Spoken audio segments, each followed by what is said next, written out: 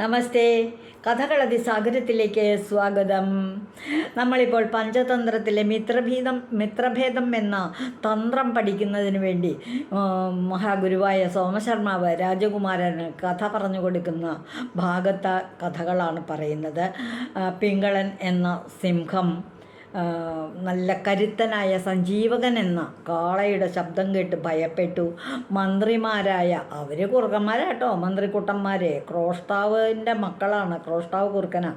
അപ്പോൾ ഈ കരടകനും ദമനകനും രണ്ട് കുറുക്കന്മാരെ മന്ത്രിമാർ. അവർ പറഞ്ഞു വേണ്ടാടാ നമുക്ക്. അപ്പോൾ ഒരാൾ പറഞ്ഞു, ദമനകൻ പറഞ്ഞു, എന്താ നമ്മുടെ മൃഗരാജാവ്, നമ്മുടെ രാജാവ് പേടിക്കാൻ മാത്രം എന്ത് ശബ്ദം ഈ കേട്ടേന്ന് അന്വേഷിച്ച് പോകാൻ തുടങ്ങി. പറഞ്ഞു ഒന്നും വേണ്ട, ആവശ്യമില്ലാത്ത കാര്യത്തിൽ ഇടപെട്ട കുരങ്ങച്ചൻ്റെ കഥ അങ്ങോട്ട് പറഞ്ഞു കൊടുത്തു കരടകൻ. കുരങ്ങച്ചൻ്റെ ജീവഹാനി വന്ന കഥ കേട്ടപ്പോൾ വേണ്ട പോണ്ട, നമ്മൾ കഴിച്ച ഭക്ഷണം കുറച്ച് ബാക്കിയിരിക്കട്ടെ, നമുക്ക് വേഗം പോയി ആ ബാക്കിയുള്ള ഭക്ഷണം കൂടി കഴിച്ച് സുഖമായിട്ട് കിടന്ന് ഉറങ്ങാം എന്ന് പറഞ്ഞു കരടകൻ. ഈ കഥ പറഞ്ഞു കൊടുത്താലെങ്കിലും തൻ്റെ അനിയന് കാര്യം മനസ്സിലാവുന്ന വെച്ചിട്ട്. പക്ഷെ ദമനകൻ അത് മനസ്സിലായില്ല എന്ന് മാത്രമല്ല, അങ്ങനെ വിട്ടുകൊടുത്താൽ പറ്റില്ല. നമ്മുടെ രാജാവിന് ഭയപ്പെടുന്നതിൻ്റെ കാര്യം എന്താണെന്ന് നമ്മൾക്ക് മനസ്സിലാക്കിയ തരത്തിലേട്ടപ്പെട്ട് നമുക്ക് രാജാവിനേക്കാളും മിടുക്കനാവാൻ പറ്റിയാലോ എന്നുള്ളൊരു ദുർമോഹം വന്നു ദമനകൻ്റെ ഉള്ളിൽ. അങ്ങനെ അവർ തമ്മിൽ ചർച്ച ചെയ്യണം. എന്താ പറ്റിയേ, നമ്മുടെ രാജാവിന് എന്താ പറ്റിയേ, നമുക്കതിനെപ്പറ്റി അന്വേഷിക്കണം. നമ്മുടെ ബുദ്ധിമാനായ ചക്രവർത്തി ഇങ്ങനെ ഭീഷണനായി തീരാനുള്ളൊരു കാരണം എന്താണെന്നും നമുക്കറിയണ്ടേ എന്ന് ചിന്തിക്കാനായിട്ട് തുടങ്ങി. ദമനകൻ്റെ പാട്ട് കേട്ടപ്പോൾ ഈ കരടകന് അത്ര വലിയ താല്പര്യമൊന്നും തോന്നിയില്ല. നമുക്കങ്ങനെ ജീവിതത്തിൽ ക്ലേശിക്കൊന്നും വേണ്ടാടാ, ഇപ്പോൾ സുഖമായിട്ട് ഭക്ഷണം കിട്ടുന്നുണ്ടല്ലോ, കിട്ടണം ഭക്ഷണം കഴിക്കുക, സുഖമായിട്ട് കിടന്നുറങ്ങുക, അപ്പോൾ എണീക്കുമ്പോൾ വീണ്ടും ഇതാകുക, കാര്യങ്ങളൊക്കെ നടന്നാൽ പോരെ എന്നൊക്കെ ഒന്ന് ഗുണദോഷിച്ച് നോക്കി. അപ്പോൾ ദമനകൻ പറഞ്ഞു, നമ്മളെയൊക്കെ ഭരിക്കുന്ന ഈ മനുഷ്യരുണ്ടല്ലോ, അവരൊന്നും അവരുടെ ശക്തി കൊണ്ടൊന്നും മിടുക്കരായവരല്ല. അവരൊക്കെ മനുഷ്യർ ദുർബലരാ. ആ ദുർബലരെ എങ്ങനെ ശക്തരാകുന്ന അവനവൻ്റെ ഗുണദോഷങ്ങളെ ആശ്രയിച്ചിട്ടാണ്.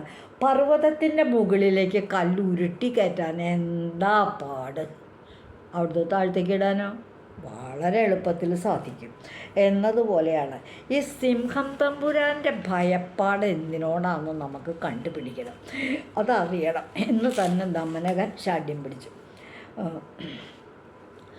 അപ്പോൾ ദമനകൻ തന്നെ തൊട്ട് അഹങ്കരിച്ച് പറയാം, എൻ്റെ ബുദ്ധി സാമർഥ്യം കൊണ്ട് ഞാനിതൊക്കെ കണ്ടുപിടിക്കും.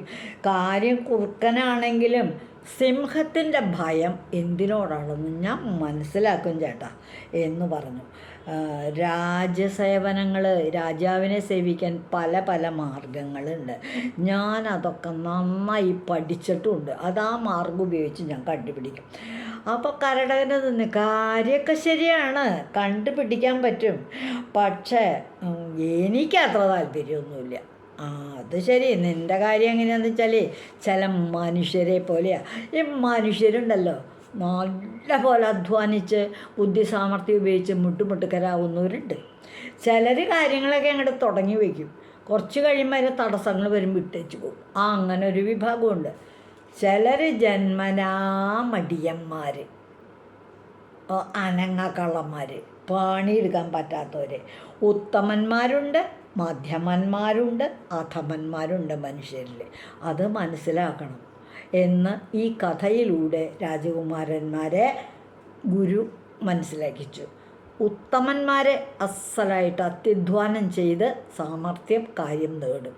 മധ്യമന്മാരൊക്കെ തുടങ്ങി വയ്ക്കും, കുറച്ച് കഴിഞ്ഞ് തടസ്സമൊക്കെ വരുമ്പോൾ ഇട്ടേച്ചു പോകും. മറ്റൊരു വിധത്തിൽ ഉദാസീനന്മാർ, അധമന്മാർ, ഉദാസീനന്മാർ, അങ്ങനെയുണ്ട് ഒരു വിഭാഗം. വിഷമങ്ങൾ എന്തും തരണം ചെയ്തിട്ട് ചെയ്താലും അനവസരത്തിലുള്ള അവസരം നോക്കി നിന്ന് പ്രവർത്തിക്കുന്നവരാണ് ആ ശ്രമത്തിൽ വിജയിക്കുക. അവസരം പോലെ ചെന്നുകൂടണം. എൻ്റെ അപ്പം ഈ ദമനകൻ എന്തു പറഞ്ഞു, ശീലവും ഭാവവും അറിഞ്ഞ് പെരുമാറണം ഒരാളുടെ. ഈ കഥയിൽ നിന്ന് പഠിക്കുന്ന ഗുണപാഠം അതാണ്. സിംഹരാജൻ്റെ ശീലം നമുക്ക് മനസ്സിലാക്കണം. സിംഹരാജനോട് പെരുമാറുന്നത് നമ്മൾ തഞ്ചം നോക്കി നിൽക്കണം. എന്താണ് അദ്ദേഹത്തിൽ ഭയമുണർത്തിയത് എന്ന കാര്യം മനസ്സിലാക്കാൻ ഞാൻ തീരുമാനിച്ചു. എനിക്കതറിഞ്ഞേ പറ്റൂ എന്ന ദമനകൻ്റെ ആ തീരുമാനത്തോട് ജ്യേഷ്ഠനായ കരടകൻ എന്ന കുറുക്കൻ അതിന് ചേട്ടനെ അനുഗ്രഹിക്കുകയൊക്കെ വേണം കേട്ടോ, എന്തൊക്കെയായാലും എൻ്റെ ചേട്ടനല്ലേ എന്ന് പറഞ്ഞു. ആ കരടകൻ അത്രയ്ക്കൊന്നും അങ്ങോട്ട് തൃപ്തിയില്ല. എന്നാലും ശുഭാപ്തി വിശ്വാസിയൊന്നും അല്ലെങ്കിലും കരടകൻ ദമനകനെ അനുഗ്രഹിച്ച് യാത്രയാക്കി. നീ ശ്രമിച്ചോ, പൊക്കോ, സിംഹരാജൻ്റെ ഭയപ്പാട് എന്തിനോടാണെന്ന് മനസ്സിലാക്ക്. തഞ്ചവും തരവും ശീലവും ഭാവവും നോക്കി മറ്റൊരാളോട് ഇടപെടുമ്പോൾ അയാളുടെ ഹിതം മനസ്സിലാക്കി, അയാളുടെ രീതികൾ മനസ്സിലാക്കി അയാളെ ആദ്യം മനസ്സിലാക്കുക, എന്നിട്ടേ ഇടപെടാവൂ എന്നുള്ള ഗുണപാഠം ഈ കഥയിലൂടെ സോമശർമാവ് രാജകുമാരന്മാരെ മനസ്സിലാക്കി കൊടുത്തു. ഈ കഥയുടെ പേര് കൊടുത്തിരിക്കുന്നത് 4ാമത്തെ കഥയാണ്. ജംബുകന്മാരെന്ന് പറഞ്ഞാൽ കുറുക്കന്മാർ, കരടകനും ദമനകനും. ഈ ജംബുകന്മാരുടെ അവരുടെ ചർച്ച ഇതാണ്: സിംഹരാജൻ്റെ ഭയപ്പാട് എന്താണെന്ന് മനസ്സിലാക്കണമെന്ന് ദമനകൻ. അതൊന്നും നമുക്കിപ്പോൾ അത്രയൊന്നും താല്പര്യമില്ലാതുണ്ട് മാറി നടക്കുന്ന കരടകൻ. അതാണ് ജംബുകന്മാരുടെ ചർച്ച എന്ന 4ാമത്തെ കഥ. ഈ കഥയിലെ ഗുണപാഠം ആളും അറിഞ്ഞു വേണം പെരുമാറാൻ എന്നുള്ള ഗുണപാഠം. ഇതുവഴി വന്നാലും ഇത്തിരി നേരമിരുന്നാലും കഥകൾ കേട്ടാലും കളിയായി പറയും കഥയാണേ, കാര്യം പറയും കഥയാണേ. എല്ലാവർക്കും നന്ദി. കഴിയുമെങ്കിൽ നിങ്ങളുടെ ഭവനത്തിലെ കുട്ടികളുടെ സമയം ഏറിയാൽ ഒരു 10 മിനിറ്റ് ഒരു ദിവസം ഒരു കഥ നമ്മുടെ കുട്ടികൾക്ക് പറഞ്ഞു കൊടുക്കാൻ നിങ്ങൾക്ക് ശ്രമിച്ചുകൂടെ? മറ്റു കുട്ടികളെ ഒരുമിച്ച് കൂടുന്ന സന്ദർഭങ്ങളിൽ നിങ്ങൾക്ക് അവരോട് സംസാരിക്കാൻ ഒരവസരം കിട്ടുമ്പോൾ ഒരു ഗുണപാഠം ഉൾക്കൊള്ളുന്ന ഒരു കുഞ്ഞു കഥ, ഇത് എത്ര സമയമുണ്ട്? ഞാൻ നോക്കിയിട്ട് പറയാം, 7 മിനിറ്റ് 7.5 മിനിറ്റ് എന്തെങ്കിലും സംസാരിച്ചാൽ ആളും അറിഞ്ഞു വേണം എന്നുള്ള ഗുണപാഠം മനസ്സിലാക്കി കൊടുക്കാൻ പറ്റിയൊരു കഥയാണിത്. വളരെ തന്മയത്വമായി പറഞ്ഞു കൊടുക്കും നിങ്ങൾ കുട്ടികൾക്ക്. നല്ല ഗുണശീലങ്ങൾ നമ്മുടെ ഉള്ളിലും കയറട്ടെ. ഈ കഥ ഞാനിവിടെ നിർത്തുകയാണ്. അടുത്ത കഥയിലേക്ക് വരുന്നു. അടുത്ത ദിവസം അടുത്ത കഥയിലേക്ക് വരാം. ഇതിനെ തുടർന്നുള്ള അടുത്ത കഥയിലേക്ക് അടുത്ത ദിവസം വരും. ദമനകൻ സിംഹത്തിൻ്റെ മുമ്പിൽ എത്തുന്നുണ്ട്. എങ്ങനെ സിംഹത്തോട് ദമനകൻ പെരുമാറുന്നു എന്നുള്ള കാര്യങ്ങളാണ് ഇനി നമുക്ക് അടുത്ത കഥയിൽ മനസ്സിലാക്കാനുള്ളത്. കാത്തിരിക്കൂ. ദമനകൻ്റെ സൂത്രം നമുക്കൊന്ന് മനസ്സിലാക്കണ്ടേ?